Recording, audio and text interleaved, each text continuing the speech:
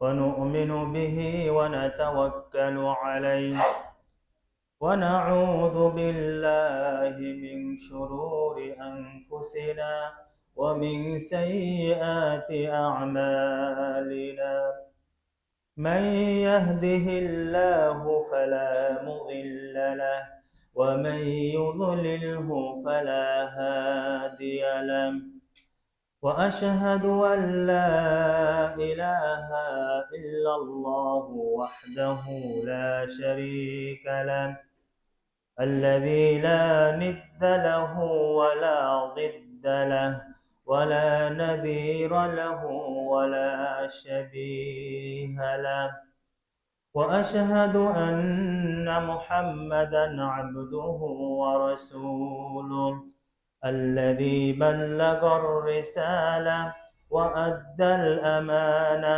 ونصح الأمة وتركهم على محجة بيضاء ليلها كنهارها فصلوات ربي عليه وسلامه وعلى آله وصحبه أجمعين. أعوذ بالله من الشيطان الرجيم. وما أمروا إلا ليعبدوا الله مخلصين له الدين حنفاء. عن عمر بن الخطاب رضي الله تعالى عنه قال قال رسول الله صلى الله عليه وسلم إنما الأعمال بالنيات وإنما لكل امرئ ما نوى فمن كانت هجرته إلى الله ورسوله فهجرته إلى الله ورسوله ومن كانت هجرته إلى الدنيا يصيبها أو امرأة ينكحها فهجرته إلى ما هاجر إليه. উপস্থিত সম্মানিত দিনদার পরহেজগার মুসল্লিবৃন্দ, পর্দার অন্তরালে সম্মানিত বোনেরা, শুকরিয়া জ্ঞাপন করছি আল্লাহ সুবহানাহু ওয়া তাআলার জন্য যে আল্লাহ সুবহানাহু ওয়া তাআলা অনুগ্রহ করে দয়া করে হাজারো লাখো মানুষের মধ্য থেকে আমাদের মহব্বত করে ভালোবেসে তিনি আমাদের ঘরে আসার তিনি তৌফিক দিয়েছেন। সে আল্লাহ তাআলার নিকটে শুকরিয়া জ্ঞাপন করছি আলহামদুলিল্লাহ। আল্লাহ তৌফিক না দিলে আর 10 জন মানুষের মতো আমরা রাস্তায় থাকতাম। আল্লাহ আমাদের ভালোবাসেন, আমাদের মহব্বত করেন বিধায় তিনি দয়া করে অনুগ্রহ করে তার ঘরে আসার তৌফিক দিয়েছেন। একজন মুমিনের জন্য, একজন মুসলিমের জন্য দুনিয়াতে যত নিয়ামত আছে তার মধ্যে সবচেয়ে বড় নিয়ামত রব্বুল আলামিন তাকে ভালোবাসেন। দরুদ ও শান্তি বর্ষিত হোক নবী মুহাম্মদুর রাসূলুল্লাহ সাল্লাল্লাহু আলাইহি ওয়াসাল্লামের প্রতি। আল্লাহুম্মা সাল্লি আলাইহি আল্লাহুম্মা বারিক আলাইহি। সম্মানিত উপস্থিতি, আমরা শিক্ষাবর্ষ, নতুন শিক্ষাবর্ষে প্রবেশ করেছি। এই শিক্ষা নিয়ে আমি ইনশাআল্লাহ, যেটি আমাদের ছাত্রদের জন্য, ছাত্রীদের জন্য, আপনাদের সবার জন্য উপকার হবে, এই বিষয়ে 2-4টি কথা বলবো। আল্লাহ তাআলা যেন আমাদেরকে সঠিক কথা বলার এবং আমল করার তৌফিক দান করেন, আল্লাহুম্মা আমিন। আপনারা জানেন, যারা ইসলামী শিক্ষা অর্জন করে বা চেষ্টা করে, এক্ষেত্রে আমাদের অনেকেই একটু ভুল বুঝ রয়েছে। ভুল বুঝটা হলো, যারা শুধু মাদ্রাসায় পড়ে তারাই মনে হয় এই ফজিলতগুলো পায়। বিষয়টি এরকম নয়। যারা মাদ্রাসায় পড়ে, ইসলামী শিক্ষা অর্জন করে, অবশ্যই তারা জাতির শ্রেষ্ঠ সন্তান। পাশাপাশি যারা আমরা সঠিক ইসলাম মানার জন্য বই পুস্তক করি, সঠিক ইসলাম জানার জন্য আলেমদের যারা বিশুদ্ধ ওয়াজ করে, আলোচনা করে, তাদের কথা শুনি, আমরা ইনশাআল্লাহ এদের কাতারে পড়ব। আল্লাহ যেন আমাদেরকেও এদের কাতারে কবুল করেন, আল্লাহুম্মা আমিন। নবী মুহাম্মদুর রাসূলুল্লাহ সাল্লাল্লাহু আলাইহি ওয়াসাল্লাম বলেছেন, আল উলামা ওয়ারাসাতুল আম্বিয়া, যারা আলেম, জ্ঞান অন্বেষী, তারা হলো নবীদের উত্তরাধিকারী। এবং ওয়াইনাল আলিমা লা ইস্তাগফিরু লাহু কুল্লু মান ফিস সামাওয়াতি ওয়াল আরদ, যারা জ্ঞান অন্বেষণ করে আল্লাহর পথে চলার জন্য যারা চেষ্টা করে, বই পুস্তক অধ্যয়ন করে, মাদ্রাসায় ভর্তি হয়, আলেম ওলামাদের ওয়াজ বক্তব্য শোনে, আল্লাহ রাসূল বলেছেন এমন মানুষের জন্য আসমান এবং জমিনের সব কিছু তার জন্য ক্ষমা প্রার্থনা করে। হাত্তাল হিতান ফি জাওফিল মা, এমনকি পানির মাছগুলো, গর্তের পিপিলিকাগুলো এদের জন্য দোয়া করে। এরা যখন হাঁটে তখন মাটি দিয়ে হাঁটে না, এরা ফেরেশতাদের ডানার উপরে ভর করে হাঁটে। এই ফজিলত নবী মুহাম্মদ রাসূলুল্লাহ সাল্লাল্লাহু আলাইহি সাল্লাম বলেছেন। এই ফজিলত পাওয়ার জন্য আমি আগে বলেছি আপনাদেরকে, যারা আমরা মাদ্রাসায় পড়তে পারি নাই, এই ফজিলত যে আমাদের থেকে ছুটে চলে গিয়েছে, আমরা আর পাবো না, বিষয়টি এমন নয়। আপনি যে বিষয়গুলো, যে বইগুলো বিশুদ্ধ বই, বিশুদ্ধ কোরআন এবং সহিহ হাদিস ভিত্তিক লেখা, এই বইগুলো অধ্যয়ন করুন ইসলামকে জানার জন্য। আপনি কোরআনুল কারীমের তরজমা পড়েন, আপনি সহিহ বুখারী অনুবাদ করেন, আপনি কিতাবুত তাওহীদ পড়েন, হিসনুল মুসলিম পড়েন, আরো যে বইগুলো রয়েছে ইসলামকে জানার জন্য, আপনি সঠিক বইগুলো যদি পড়েন এই নিয়তে, আল্লাহ তাআলা আপনাকেও এই যারা এলেম অন্বেষণকারী তাদের কাতারে শামিল করবেন ইনশাআল্লাহ। এটা অর্জন করার জন্য বেশ কিছু শর্ত রয়েছে। তার মধ্যে প্রথম শর্ত হচ্ছে আল ইখলাসু লিল্লাহ। বিশেষ করে আমাদের ছাত্র এবং ছাত্রীদের দৃষ্টি আকর্ষণ করছি, যারা পূর্বে থেকে আছে, এবছর যারা ভর্তি হয়েছে এবং আপনারা যারা দ্বীনি জ্ঞান অর্জন করার চেষ্টা করছেন, সবার জন্য দ্বীনি জ্ঞানটা কেবলমাত্র অর্জন করতে হবে আল্লাহ তাআলার সন্তুষ্টির জন্য। দারুস সুন্নাহ পড়লে আমার চাকরি ভালো হবে, বা অমুক জায়গায় পড়লে আমি বড় কিছু হতে পারবো, এই উদ্দেশ্য থাকবে না। আপনার উদ্দেশ্য থাকবে আমি ইসলামী জ্ঞান অর্জন করছি, সবচেয়ে সেরা শিক্ষা আমি শিখছি। নবী মুহাম্মদুর রাসূলুল্লাহ সাল্লাল্লাহু আলাইহি ওয়াসাল্লাম বলেছেন খায়রুকুম মান তাআল্লামাল কুরআনা ওয়া আল্লামা, তোমাদের মধ্যে ডাক্তার, ইঞ্জিনিয়ার এগুলো শ্রেষ্ঠ নয়, তোমাদের মধ্যে শ্রেষ্ঠ যারা নবী, যারা কোরআন শেখে এবং অপরকে শিক্ষা দেয়, এরাই হলো জাতির সর্বশ্রেষ্ঠ সন্তান, এরাই জাতির সেরা, এরাই হলো জাতির শ্রেষ্ঠ সন্তান, এরাই যারা কোরআন শেখে এবং শিক্ষা দেয়। তো এইটা যখন আপনি শিখবেন, আমরা শিখবো, শেখার জন্য আমার নিয়ত থাকবে যে আমি শিখছি কেবলমাত্র আল্লাহ তাআলার সন্তুষ্টির জন্য, দুনিয়ার কোনো উদ্দেশ্য এখানে নিয়ে আসা যাবে না। যদি দুনিয়াবী বিদ্যা হয়, আমি ডাক্তার হব, আমি ইঞ্জিনিয়ার হব, আরো যেগুলো আছে এগুলো দুনিয়ার বিষয়গুলো চলে আসে, চাকরি চলে আসে, সম্মান আসে, সামাজিক স্ট্যাটাস, অনেক লোকে অনেক কিছু চলে আসে।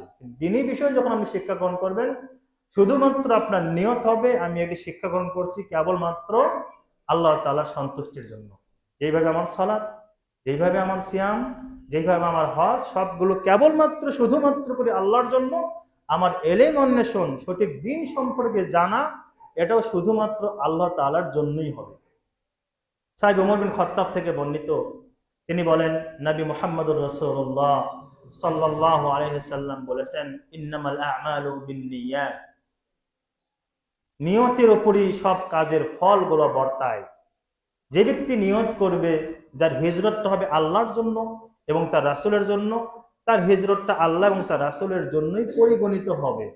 আর যার হিজরত, যার প্রচেষ্টা হবে দুনিয়ার কোনো সম্পদ লাভ করা, দুনিয়ার কোনো নারীকে ভোগ করা, বা আরো অন্য কোনো উদ্দেশ্যে, নবী মুহাম্মদুর রাসূলুল্লাহ সাল্লাল্লাহু আলাইহি ওয়াসাল্লাম বলেছেন তার প্রচেষ্টা ওই জন্যই পরিগণিত হবে যেই জন্য সে কাজটা করেছে।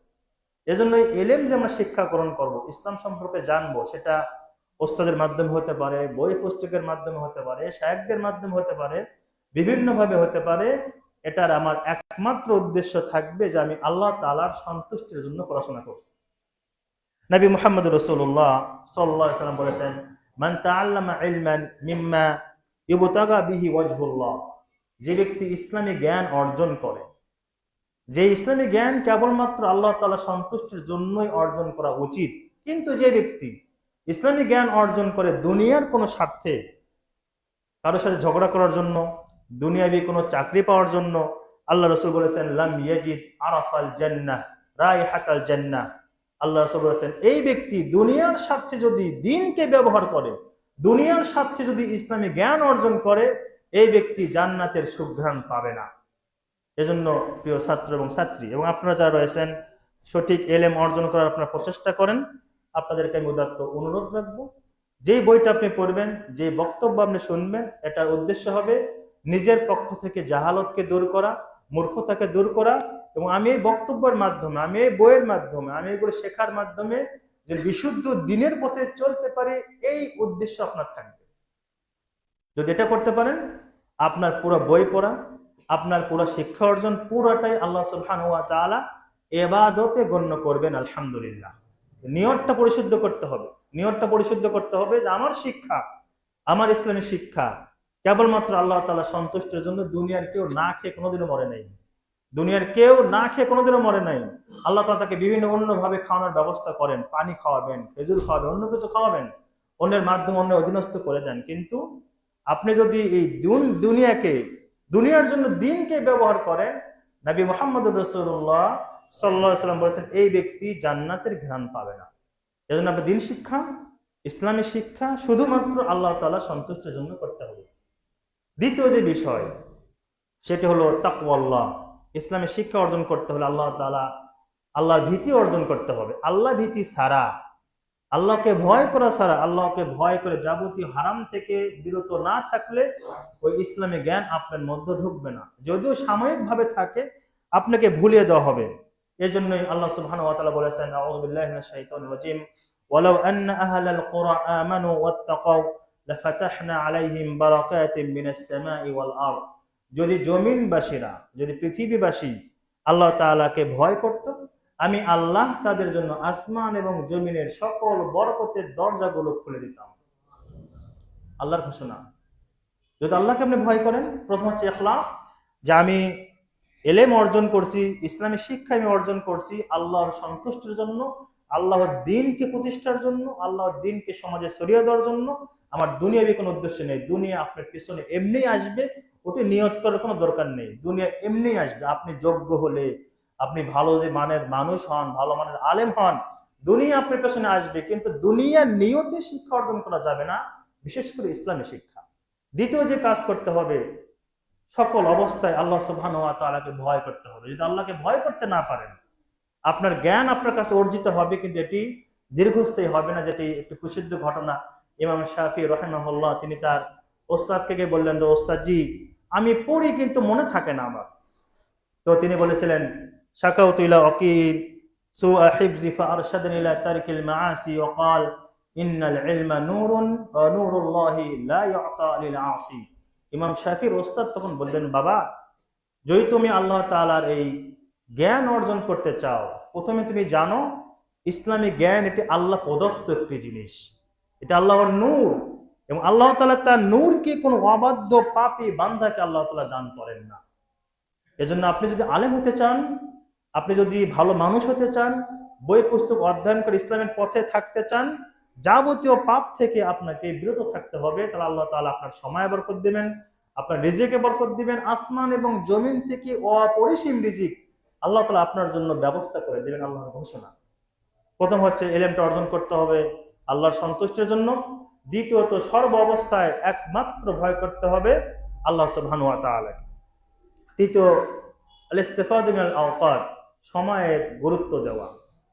মুসলিম জাতি আসলে পড়ুয়া জাতি, মুসলিম জাতি পড়াশোনা করার জাতি। মুসলিম জাতি চার দোকানে বসে, মুসলিম জাতি অন্যের সাথে বসে ঘন্টার পর ঘন্টা অযথা আলাপ মুসলিম করবে না।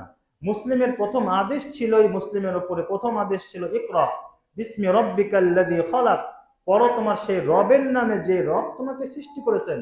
একজন মুসলিম যখন জানবে আল্লাহর প্রথম আদেশ পড়ো, এটি জানার পরে মুসলিম তার ঘন্টার পর ঘন্টা সময় চার দোকানে, হোটেলে, রাস্তায়, আরো কোনো জায়গায় ব্যয় করবে না। কারণ মুসলিম জানে যে আমার প্রতিটি মুহূর্তের, আমার প্রতিটি মিনিটের, আমার প্রতিটি সেকেন্ডের পুঙ্খানুপুঙ্খ হিসাব আল্লাহ তাআলার সামনে আমাকে দিতে হবে। এজন্য যারা ছাত্র এবং ছাত্রী, বিশেষ করে আপনাদেরকেও বলেছি, সময়কে নষ্ট একজন মুসলিম করবে না। কারণ মুসলিমরা পড়ুয়া জাতি। আল্লাহ সুবহানাহু ওয়া তাআলা যেখানে নিজেই তিনি সময়ের কসম করেছেন, ওয়াল আসর ইন্নাল ইনসানা লাফি খুসর, আল্লাহ তাআলা সময়ের কসম করেছেন আমভাবে, সাধারণভাবে। এরপর তিনি ওয়াল ফাজরি ওয়া লায়ালিন আশর, সকালের কসম করেছেন, রাত্রের কসম করেছেন, চাঁদের কসম করেছেন, সূর্যের কসম করেছেন। সময়কে গুরুত্ব দিতে গিয়ে আল্লাহ সুবহানাহু ওয়া তাআলা এতগুলো কথা বলেছেন যে যারা, এজন্য আমরা এটা বুঝতে পারি, যারা মুসলিম হবে, আল্লাহ তাআলা যে বিষয়কে গুরুত্ব দিয়ে তিনি কসম করেছেন, সেই বিষয়ে একজন ছাত্র, একজন ছাত্রী, একজন মুসলিম ভাই ও বোন সেই সময়কে কোনোভাবেই অবমূল্যায়ন করবে না। কোরআন পড়তে মনে চাচ্ছে না, আপনি হাদিস পড়েন। হাদিস পড়তে মনে চাচ্ছে না, ইসলামী বই পড়েন।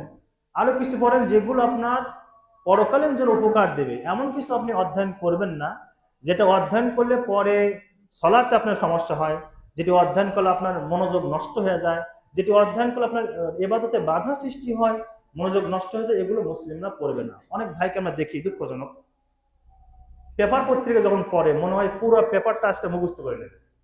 একদম 11-র 4-এর কলাম, 2-এর 3, 5-এর 7, এইভাবে মানে পুরো ঘটনাটাকে জানতেই হবে। একটা যেগুলো বিশেষ বিশেষ বিষয় আপনি পড়তে পারেন, কিন্তু আপনি মনে হচ্ছে যে পুরো পেপারটা শুরু থেকে শেষ পর্যন্ত কি লেখছে আজকে মুখস্থ করতে হবে। এত কিছু দেখার দরকার নেই আপনার। সেখানে নারীদের ছবি রয়েছে, সেখানে আরো অনেক এমন জিনিস রয়েছে সেগুলো আপনার আকীদার সাথে সাংঘর্ষিক। সেখানে লেখা থাকে কেমন যাবে 2025 সাল। মানে উনি এক বছরের গণনা পুরো করে নিয়ে আসছে কেমন যাবে 2025 সাল, সামনে কি হবে, পরের দিন কি হবে। কোন মুসলিম যদি বিশ্বাস করে কেমন যাবে 2025 সালে, একজন মানুষ লিখে দিয়েছে, সম্পাদক লিখে দিয়েছে, তার ইমান নেই, সমস্যা, ইমানই থাকবে না। আর আমরা জানি গায়েবের খবর একমাত্র কে জানেন? আল্লাহ সুবহানাহু ওয়া তাআলা। আপনি কি বললেন কেমন যাবে 2025 সাল? বলতে পারেন সম্ভাব্য এই হতে পারে ইনশাআল্লাহ। আমাদের দেশে ইনশাআল্লাহ বলা যায় না। আমরা যখন সৌদি আরবে দেখেছি, যদি বলে যে আগামী পরশু বৃষ্টি হবে, তারা সেখানে হলুলুল মাতার মাতার গরিজ বিমাশিয়াতিল্লাহ বলে যে আগামী কাল বা পরশু আল্লাহ চাহে তো প্রচুর বৃষ্টি হতে পারে, ইনশাআল্লাহ বলে, আল্লাহ চাহে তো। আর আমরা বলে নিয়েছি কেমন যাবে 2025 সাল, বিশ্বাস করে নিয়েছি যে 2 মাস পরে একটা কাজ মনে হয়ে যাবে। সাথে সাথে দেখবেন পত্রিকায় পাশে লেখা থাকে রাশিফল, মেষ রাশি, গরু রাশি, তারপর তুলা রাশি। এই যে রাশিগুলো লেখা থাকে, এগুলো আমাদের মুসলিমরা দেখেছে। আমি তুলা রাশির মানুষ, আজকের দিন আমার কেমন যাবে। আপনি তো এগুলো শিরকি বিষয়, আপনি মুসলিম, আপনার তো পেপার পত্রিকায় এত সময় দেওয়ার দরকার নেই। আপনার তো জন্য অপেক্ষা করছে পরকাল, অনন্তকাল। আপনি একটি হাদিস অধ্যয়ন করেন, আপনি দেখেন যে আমার সলাৎটা আমার নবী মুহাম্মদুর রাসূলুল্লাহ সাল্লাল্লাহু আলাইহি ওয়াসাল্লামের রেখে যাওয়া মতো হচ্ছে কিনা, যেটার প্রথম হিসাব আমাকে পরকালে দিতে হবে। আপনি দেখেন আমার ইমানটা ঠিক হচ্ছে কিনা, আমার সলাৎ ঠিক, ইমানই ঠিক নেই, আমার নামাজই হচ্ছে না, সেটা আপনি দেখেন। আপনি একটু আকীদার বই অধ্যয়ন করেন, হাদিস পড়েন, কোরআন পড়েন, সেগুলো নেই। আপনি দুনিয়া বিনে ব্যস্ত হয়ে গেছেন। একজন মুমিন সময়কে মূল্যায়ন করবে, অযথা জিনিস নিয়ে একজন মুমিন ব্যস্ত থাকবে না। 4 নাম্বার, একজন শিক্ষার্থীর জন্য অপরিহার্য হলো আত-তাআদ্দুব মা শাইখ, অর্থাৎ যিনি শিক্ষা দিচ্ছেন, ওস্তাদ, তাদের সাথে আদব রক্ষা করে চলা। তিনি হতে পারেন ওস্তাদ, যদি নাও হন মুরব্বী হতে পারেন, বয়সে বড় হতে পারেন। এবং এই জন্য আমি আমার ছাত্র এবং ছাত্রী যারা যেখানে রয়েছে, বিশেষ করে ছাত্রদের উদাত্ত আহ্বান জানাবো, সেটি হলো বয়োজ্যেষ্ঠদের সম্মান করা। বিশেষ করে অন্তত তারা অন্তত তোমার থেকে সালামের হকদার, তাদেরকে সালাম দেওয়া। এটা ছাত্রদেরকে আমি বিশেষভাবে নসিহত করছি। যখন মুরব্বীদের দেখা হবে অবশ্যই সালাম দেওয়া, কেমন আছেন একটু ভালো মন্দ জিজ্ঞাসা করা। অনেক ভাইকে আমরা জানি তারা তাদের বাড়ি ভিটা সবকিছু ত্যাগ করে শুধুমাত্র এই মসজিদ এবং মাদ্রাসার জন্য তারা এখানে ফ্ল্যাট কিনেছেন, মসজিদ এবং মাদ্রাসার জন্য তারা এখানে বাসা ভাড়া করে রয়েছেন। অনেক ভাই অনেক দূর দূর থেকে আসেন আমাদের মহব্বতে, ইসলামের মহব্বতে, আল্লাহ এবং তার রাসূলের মহব্বতে। এই জন্য তাদেরকে দেখলে একটু সালাম দাও, একটু মুস্কি হাসা। নবী মুহাম্মদ রাসূলুল্লাহ সাল্লাল্লাহু আলাইহি ওয়াসাল্লাম বলেছেন, তাবাসসুমুকা ফি ওয়াজহি আখিকা সাদাকা। কারোর সাথে যখন তুমি মুস্কি হেসে কথা বলো, আল্লাহ তাআলা তোমার আমলনামে তখন সাথে সাথে সওয়াব লিখে দেন। এতটুকু আমরা খুব সহজেই করতে পারি।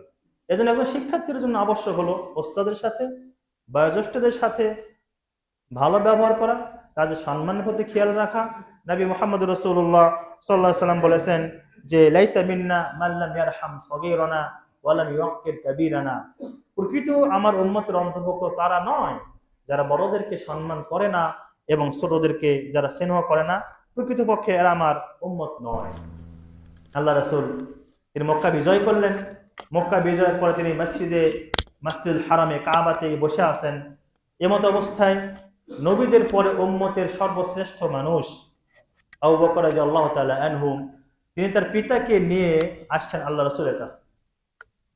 নবী সাল্লাল্লাহু আলাইহি ওয়াসাল্লাম দাঁড়িয়ে গেলেন এবং বলছেন যে আবু বকর, তুমি করছো কি? তুমি কেন এই বয়স্ক মানুষটাকে কষ্ট দিয়ে তাকে টেনে ধরে নিয়ে আসছো আমার কাছে?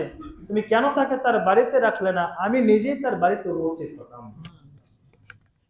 সাইয়্যিদুল মুরসালিন, সাইয়্যিদুল আউয়ালিন ওয়াল আখিরিন, দুনিয়ার শুরু থেকে শেষ পর্যন্ত সবার সেরা তিনি। তিনি এই কথা বলেছেন যে তুমি এই বৃদ্ধ মানুষকে কেন কষ্ট দিলে, আমাকে কেন বললে না, আমি তার বাড়িতে হাজির হইতাম। আবু বকর, তার থেকে শিক্ষা রয়েছে বয়োজ্যেষ্ঠদের সম্মান করা। আমার একদিনের যদি বড় হয়, তিনি এলেমে জ্ঞানে কম হতে পারেন, বয়সে বড় হলে তার অভিজ্ঞতা বেশি, তাকে সম্মান করতে নবী মুহাম্মদ রাসূলুল্লাহ সাল্লাল্লাহু আলাইহি ওয়াসাল্লাম তিনি আদেশ করেছেন। সাহাবী আব্দুল্লাহ বিন আব্বাস রাদিয়াল্লাহু তাআলা আনহু, তিনি সাহাবী আব্দুল্লাহ বিন মাসউদ রাদিয়াল্লাহু তাআলা, তিনি দোতলায় উঠবেন, মাটির দোতলা। সাহাবী আব্দুল্লাহ বিন আব্বাস তিনি সিঁড়ি ধরে আছেন, সিঁড়ি।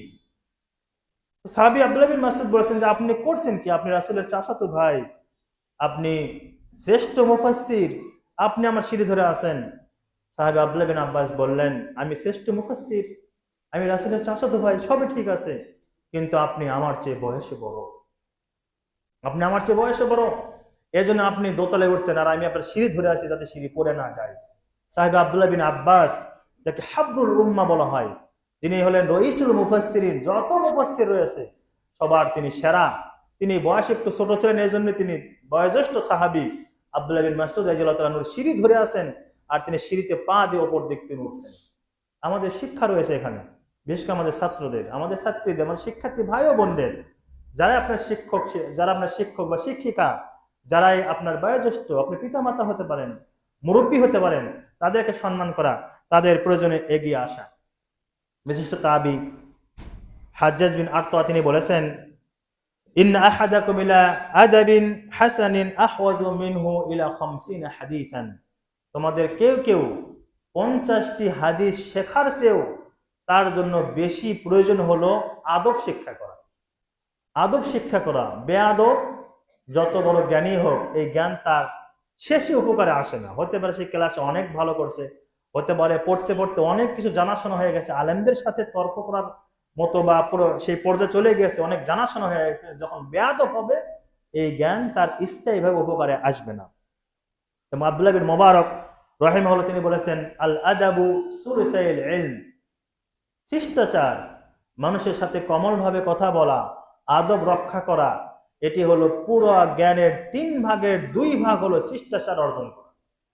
শিষ্টাচার কিভাবে কথা বলতে হবে, মানুষকে সম্মান করা, বয়োজ্যেষ্ঠদের শ্রদ্ধা করা, ছোটদের স্নেহ করা, মানুষের সাথে হাসি মুখে কথা বলা, এই বিষয়গুলো সাহাবী আব্দুল্লাহ বিন মুবারক তিনি বলছেন, যত এলেম রয়েছে সেই এলেমের 3 ভাগের 2 ভাগ হলো আদব রক্ষা করে চলা।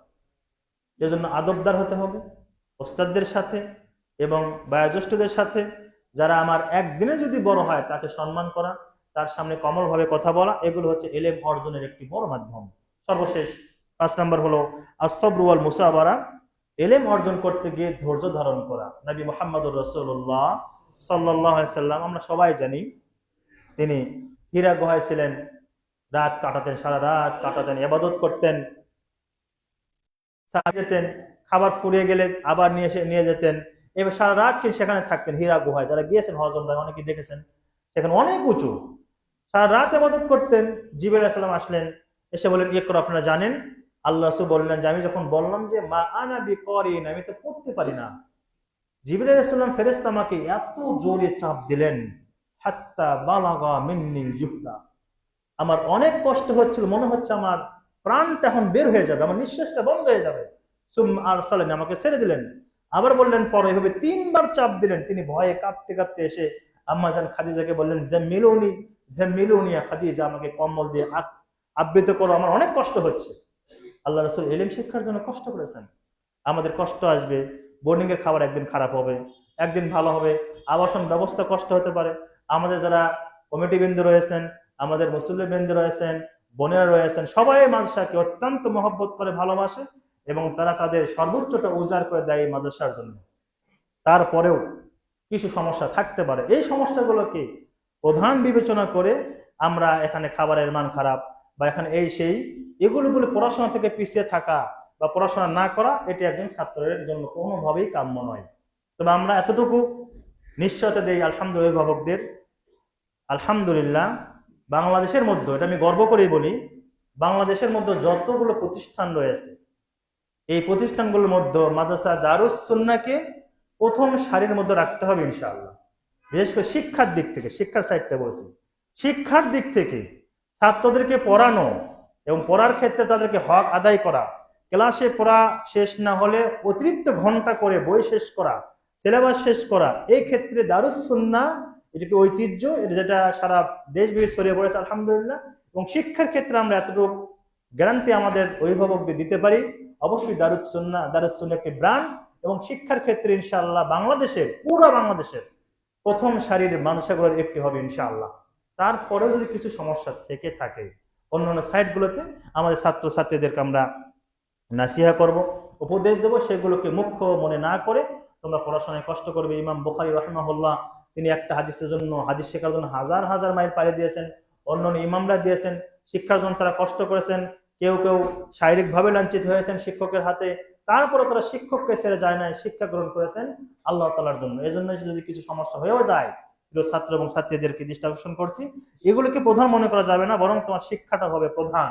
এবং মনে রাখবে ইবনুল কাইয়িম আল-জাওজি রাহিমাহুল্লাহ তিনি বলেছেন, তাআম্মালতু আজাবান, আমি বেশ কিছু বিষয় খেয়াল করেছি, তার মধ্যে একটি বিষয় খুব আশ্চর্যের সাথে খেয়াল করেছি, সেটি হলো ওয়াহু আন্না কুল্লা শাইইন নাফিসিন খাতিরিন ইয়াতুলু তরিকু।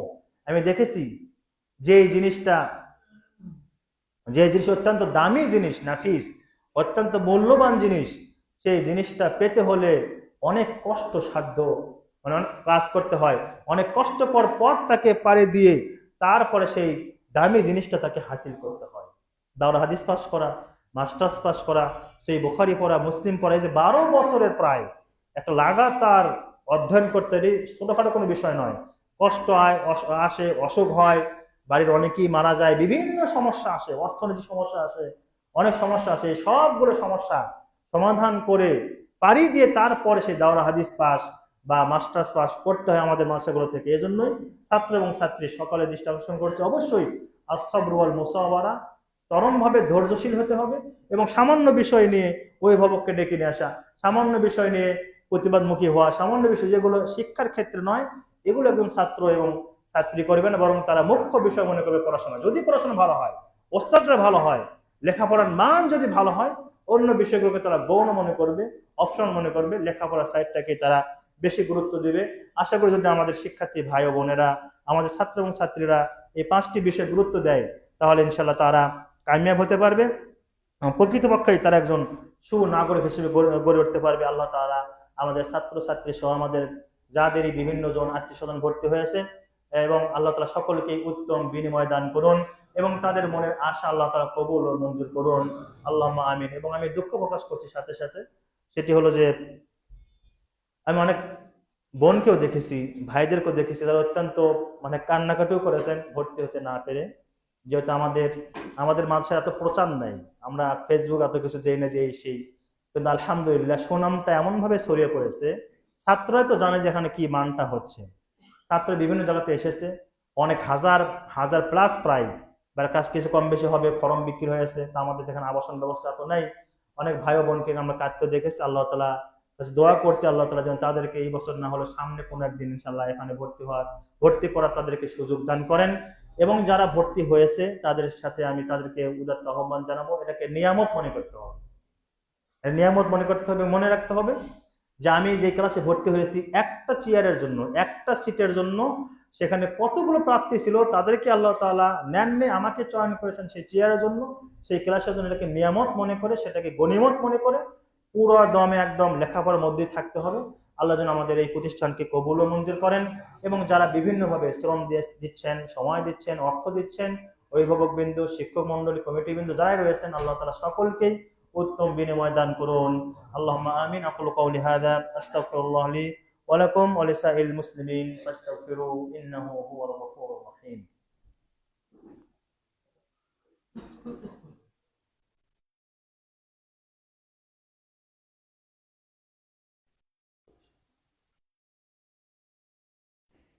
আলহামদুলিল্লাহ,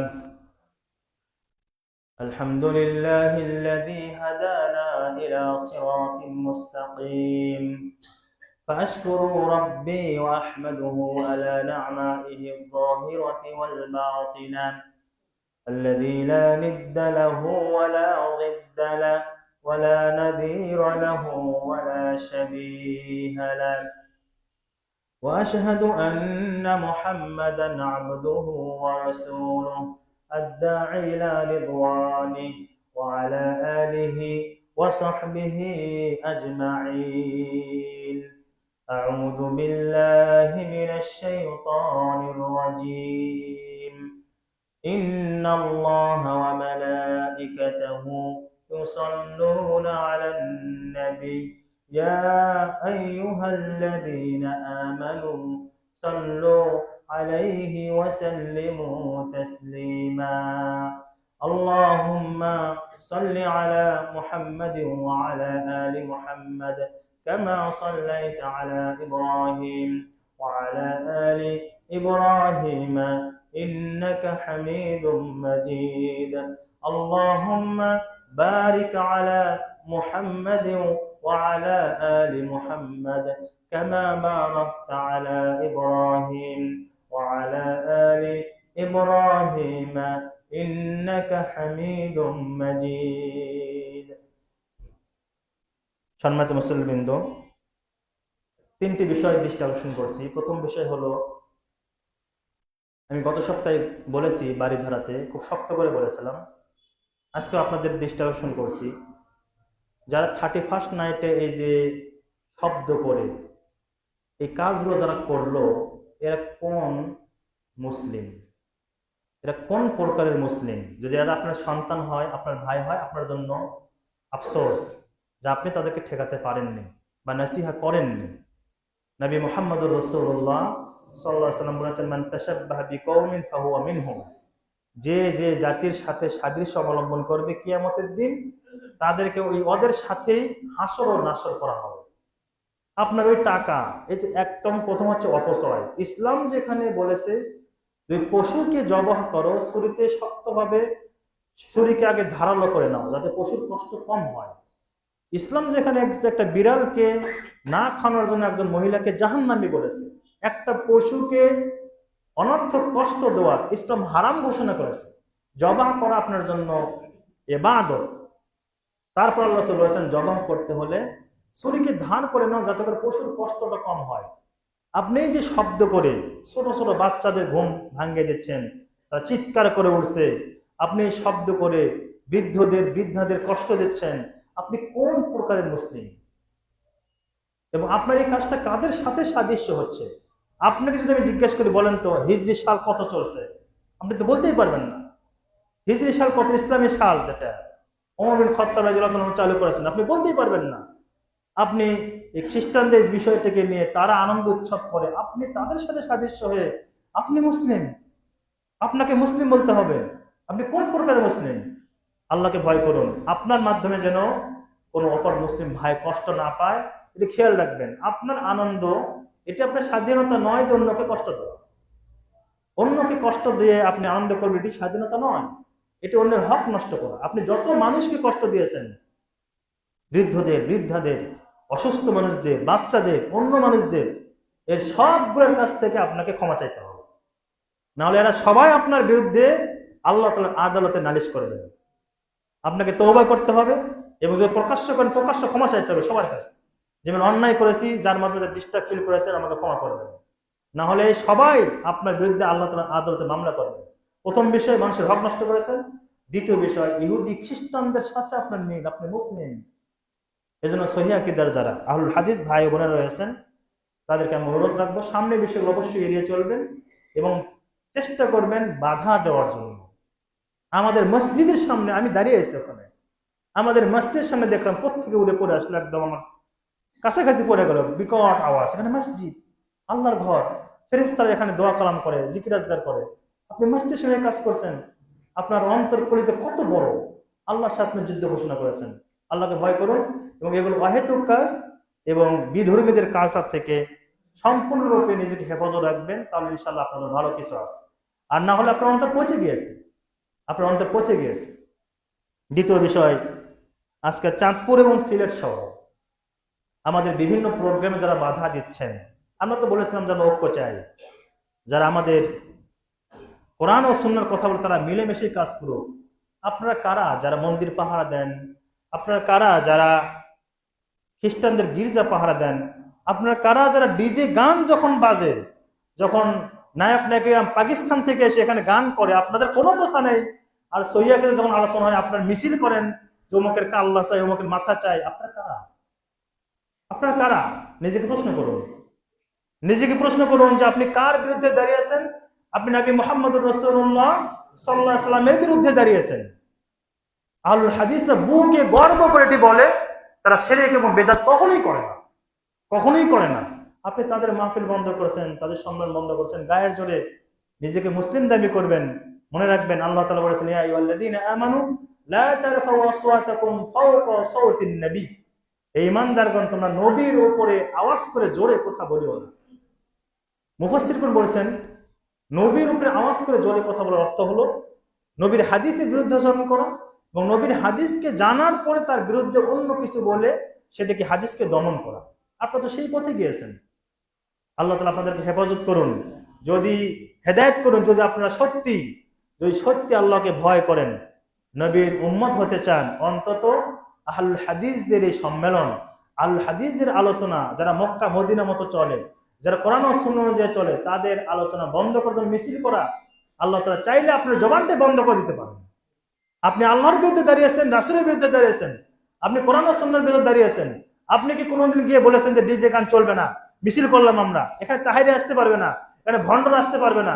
আপনি আহলুল হাদিসের বিরুদ্ধে মিছিল করেন। আপনাকে মুসলিম? আপনি কোন প্রকার মুসলিম? আল্লাহকে ভয় করুন, এবং যারা বিশুদ্ধ আকীদার কথা বলে, কোরআন ও সুন্নাহর কথা বলে, তাদের বিরুদ্ধাচরণ করা মানে আল্লাহ এবং তার রাসূলের বিরুদ্ধাচরণ করা। এটা ক্লিয়ার? এ মনে রাখবেন। তৃতীয় বিষয় হলো, যেহেতু প্রচন্ড শীত পড়েছে, আমরা আমাদের সাধ্য অনুযায়ী যারা রাস্তায় থাকেন, রেল লাইনে শুয়ে থাকেন, এই সমস্ত দুস্থ মানুষের পাশে দাঁড়াবো। আমাদের যার যতটুকু সাধ্য রয়েছে তাদের পাশে দাঁড়াবেন, এবং মনে রাখবেন যে আল্লাহ তাআলা নবী মুহাম্মদুর রাসূলুল্লাহ সাল্লাল্লাহু আলাইহি ওয়াসাল্লাম বলেছেন, আল্লাহু ফি আউনিল আবদি মা কানা আল আবদু ফি আউনি আখি। আল্লাহ তাআলা বান্দার সাহায্য ততক্ষণ করতেই থাকেন যখন বান্দা তার অন্য কোনো ভাইয়ের সাহায্যে এগিয়ে যায়। আল্লাহ তাআলা চাইলে আমরা ওই রেল লাইনে শুয়ে থাকতে পারতাম। আল্লাহ চাইলে আমারও বস্ত্র থাকতো না, আমিও ফকির হতে পারতাম। আল্লাহ দয়া করেছেন, আল্লাহ আমাকে যা দিয়েছেন পুরোটাই দয়া, পুরোটাই দয়া। আমার চোখ, আমার কান, আমার বিবেক সবই দয়া। আল্লাহ তাআলা দয়া করেছেন। এই দয়া থেকে কিছু যতটুকু সম্ভব আপনারা যারা দুস্থ মানুষ রয়েছেন তাদেরকে কম্বল দেওয়া বা কিছু টাকা দেওয়া, যারা ভালো মানুষ রয়েছে তাদের হাতে দেওয়ার চেষ্টা করবেন।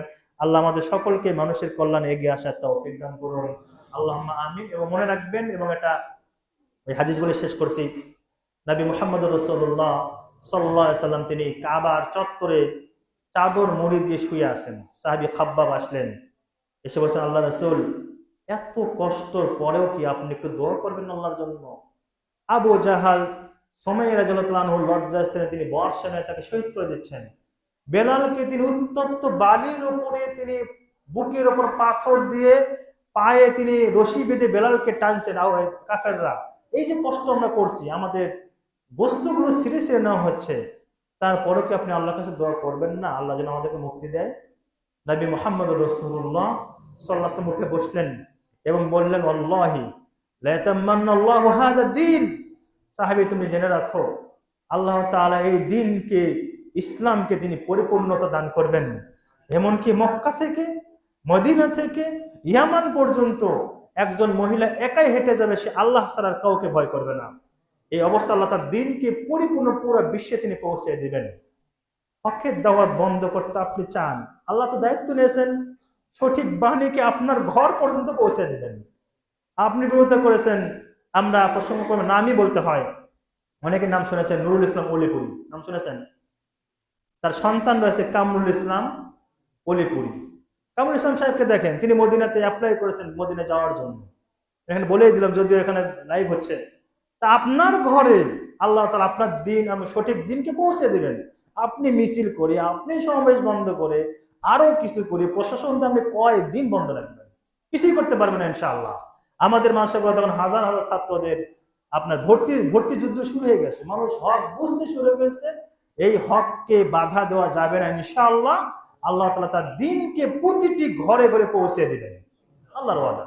আল্লাহ যেন আমাদেরকে সঠিক দ্বীনের সাথে, ইসলামের সাথে, নবী মুহাম্মদুর রাসূলুল্লাহ সাল্লাল্লাহু আলাইহি সাল্লামের সঠিক উম্মত হিসেবে জীবনযাপন করার এবং সেই কালেমার উপরে কবরে যাওয়ার তৌফিক দান করেন।